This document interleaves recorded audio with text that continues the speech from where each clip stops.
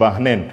dhibaatooyin kale oo hor leh oo dadka qaarkii ay hadda ku baaqayaan in magaalada Muqdisho lagu qabto banaanbaxyo taasna ay tahay mid maamulka gobolka Banaadir uu ugu digayo dhammaan bulshada qaybahooda kala gedisan in aysan ku gadsoomin dadku iyagu dhibaatooyinka hor kale la damacsan magaalada Muqdisho mar walba shaatiyada kala gedisan u soo gashta in magaaladan ay dhibaatooyin ay ka dhacdo bulshada qaybahooda kala gedisan caasimada magaalada Muqdisho runtii uma baahna culeysyo kale oo hor leh mar haddii wadanka uu aaday doorasho cid walba oo doorashadaasi daneynaysa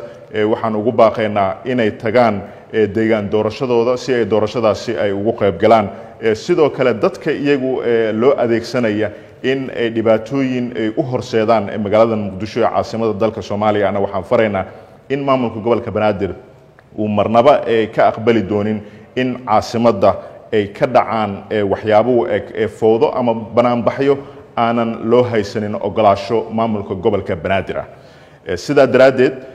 magaalada Muqdisho ee caasimada dalka Soomaaliya oo la filayo in sidoo kale lagu qabto kuraas